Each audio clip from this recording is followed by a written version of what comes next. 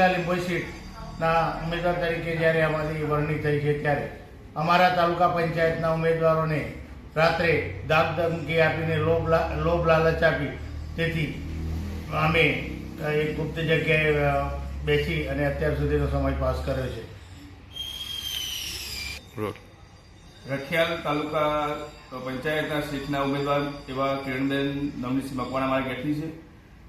આજે 5 વાગ્યા પછી રાત્રે 11 થી 12, 2, 3, 4 વાગ્યા સુધી ભાજપના સત્તાધીશો જે હમણાં માનસિક ટોર્ચર કરવામાં આવ્યું અને ઘર સુધી પહોંચ્યા કે તમે ભાઈ કોઈ બી રીતે તમે સમજૂતી કરો અને ફોર્મ પાછું ખેંચો. આવી વારંવાર રજૂઆતો એમને માનસિક ડિપ્રેશન પણ આપ્યો છે અમને.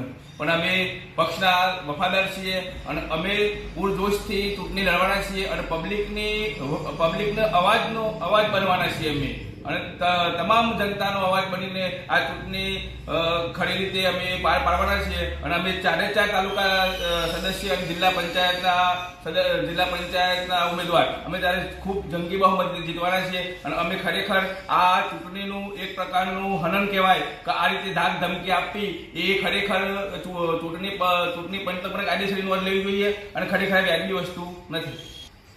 અમે ખેડૂતો માટે લડીએ છીએ, અમે યુવાનો માટે લડીએ છીએ અને અમે યુવાનો માટે લડીએ છીએ, અમે ખેડૂતો માટે લડીએ છીએ અને અત્યારના જે રસ્તાઓ જે તૂટી ગયા છે આ સરકારમાં, કુશાસન સરકારમાં, એના માટે અમે લડીએ છીએ અને અમે બુલંદ છીએ. અમે એક મકસદ લઈને આવ્યા છીએ કે પબ્લિકને ન્યાય મળે. એટલા માટે અમે જિલ્લા પંચાયત, તાલુકા પંચાયતના તમામ જે ઉમેદવારો છે એ સંગઠિત થઈને બેઠા છીએ અને કોઈ અમે આવી વાતોમાં કોઈ ફોસલાવાળા નથી કે ભરમાવાળા નથી. જય હિન્દ, જય કોંગ્રેસ.